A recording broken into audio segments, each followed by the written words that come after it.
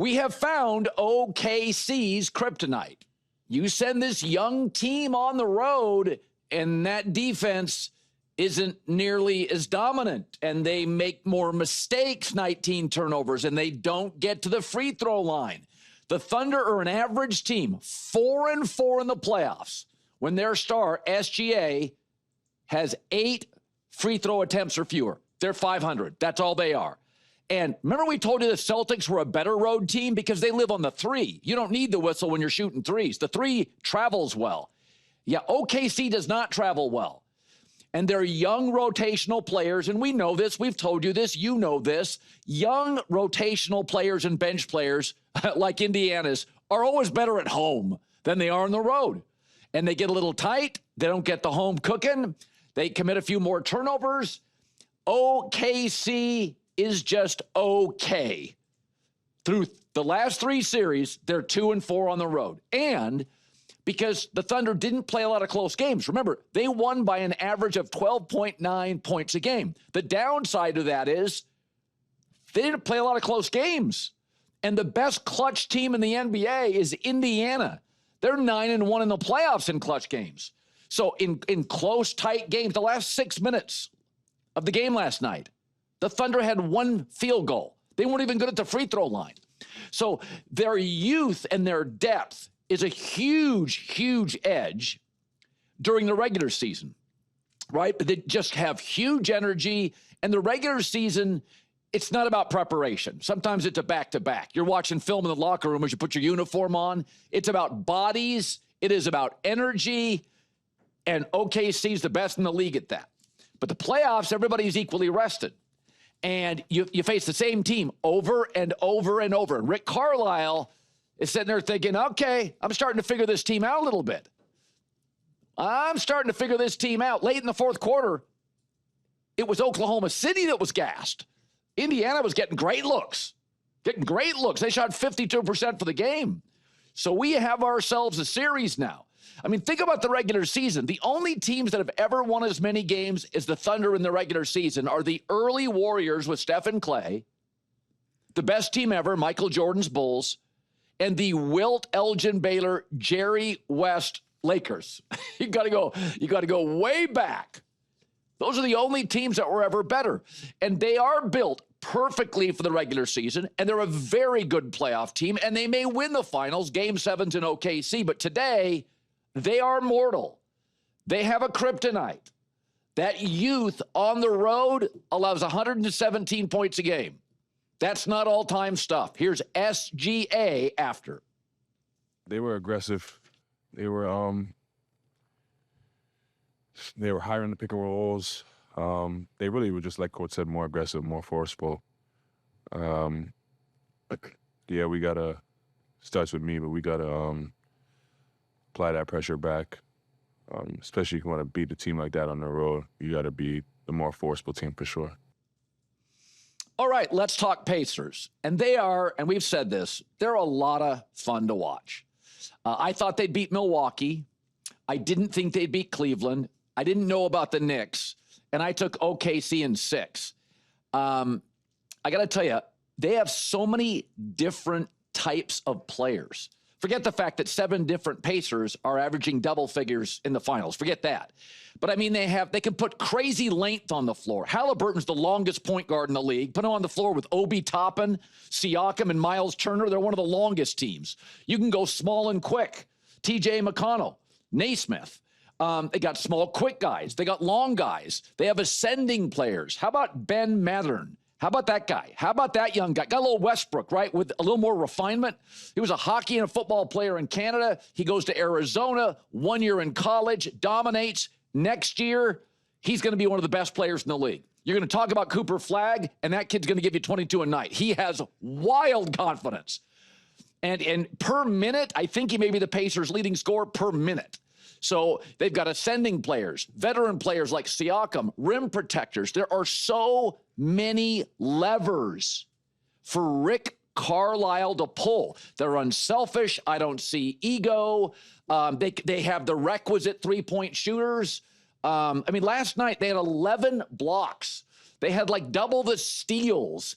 I was saying this on my podcast after, is that they stole about 8 points last night on like inbounds plays or an offensive rebound or a steal or a block. They were just stealing points throughout the game. And remember, this is a really bad, here's something that's really bad news for Oklahoma City. So Oklahoma City played the fewest clutch time games in the league, right? And all the pressure's on Oklahoma City because they're the favorite, and they're one of the youngest teams in the league. And the Pacers are the best clutch time team probably in the NBA. That's a bad combo. A young team with more pressure that hasn't played a lot of close games against the best close game point guard and team in the league. And if you go look at the by quarter scoring, Oklahoma City's best quarter is the first.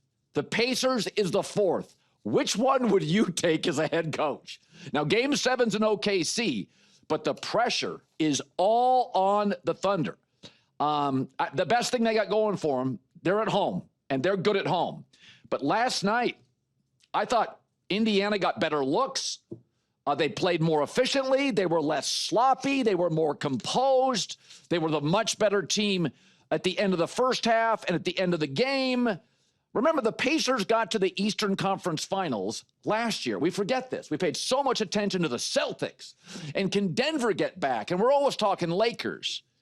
Kyrie Irving and Luka. This team got to the Eastern Conference Finals last year, but they weren't very good defensively. Now they're much better defensively with the same great pace, and all these ascending players like Haliburton's getting better. You can see this. Naismith, I mean, like Siakam's always been good, right? But this is a team that's getting better and has more confidence, not only year to year, but series to series. And here's their coach after. This is the kind of team that we are. You know, we need everybody to be ready. It's not always going to be exactly the same guys that are stepping up with scoring and stuff like that, but you know, this is how we got to do it, and we got to do it as a team, and you know, we got to make it as hard as possible on them. It really matters that Rick Carlisle's a good coach, because I don't care if it's football, basketball, hockey, or baseball. The better the manager, the better the coach. They're better at pulling the right levers. Eric Spoelstra, Steve Kerr, the more levers you can get them to pull in a series. So, and I also think we're overstating. It's bad on me, but I think I kind of felt like going into the series, you know, like OKC's got a better roster. I'm not so sure of it. I think Indiana plays really good defense.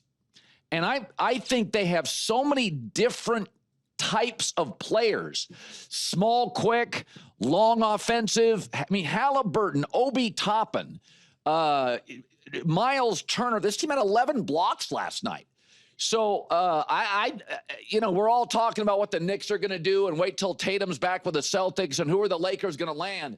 I don't know. I look at Carlisle, an ascending roster, all sorts of shapes, styles, and sizes and levers to pull. Got ourselves some NBA drama, J-Mac. This was fun. Last night was fun. And I'll tell you what, if you start looking at what Indiana does in the fourth quarter this year, there was a video that was out. I was introduced to it probably about 3 weeks ago, and they showed Haliburton, who you were on like 2.5 years ago, but they showed Haliburton every shot he took, like a minute or less left in the basketball game to lead or tie. That was like 12 of 13. Like, there's always been this feeling among the analytic mavens that there's no such thing as clutch shooters. Like, it all works out with the math. That's not true. When you watch Indiana and Haliburton play, that guy is so good and so confident in big clutch moments. At some point, we have to acknowledge Haliburton is now one of the NBA's elite closers. It's not always scoring, but from three-point shooting to driving and dishing, he is one of the league's best closers. He was tremendous. I'm surprised you did 10 minutes and we really did not go after SGA, the MVP, the free throw merchant, who somehow escaped criticism for a fourth quarter when he had one turnover and one basket. Colin, they wore him down. 7 different defenders on SGA. And if you notice, when the Pacers were running offense, they were attacking him the same way the Pacers attacked Brunson. Remember, Brunson was just getting abused? They went at SGA. He had nothing left in the tank. Colin, I don't know how the Thunder changed this. I'm shocked that the line is OKC -6 for Game 4 on the road. They haven't covered a road game this postseason. 0-8 against the spread. How is OKC favored here? I don't get it. Well, I mean, it's pretty clear. If SGA doesn't get to the line, they are an average playoff team on the road. And overall, they're 4-4 when he's not getting to the line over 8 times. So that's sort of the key. If he does not get the home whistle, and when you and I talked about this yesterday on the show, we both liked Indiana, and our takeaway was, and you saw it last night, bench players and young players at home are unbelievable. Indiana's bench last night, it's one of the great bench. The second quarter was insane. They put starters on the bench, brought the bench guys in, and they were dominating OKC. Indiana's bench is not going to look like that in the road, and OKC's bench isn't as dynamic on the road. So this is something with stars, usually you get your points from your star. Haliburton's going to be good usually all the time. Jokic is, Giannis is. But those rotational and bench guys, home is a different environment completely. They get confidence. They get energized. Can the Pacers win this in 6? Because if they win, they got to win Game 4. I don't think they're taking 2 of 3 from OKC on the road, right? They're not going to win Game 7 in OKC. They'll get run off the court. I took OKC in 6. I would adjust it to OKC in 7.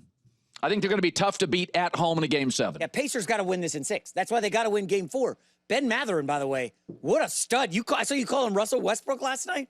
No, he does. Oh, no. So I went and I looked up his Wikipedia stuff. He was a hockey guy and a football guy and a basketball guy. He goes to Arizona, is a dominant college player, and, he's a one-and-done guy. But he's a guy that when he's on the floor is just instant energy for them. You can see, folks, you can talk about all these players. We're going to pay attention to Cooper Flagg next year and Wemby and the young players. This kid is dynamic, man. He was like that in college. I watched him like twice in college. Super confident player. And he's confident defending SGA. Game 1 and Game 3, he did a great job. He's like a physical dude. You can't just push him off like SGA normally does. I'm all about the series, Colin. It's fun.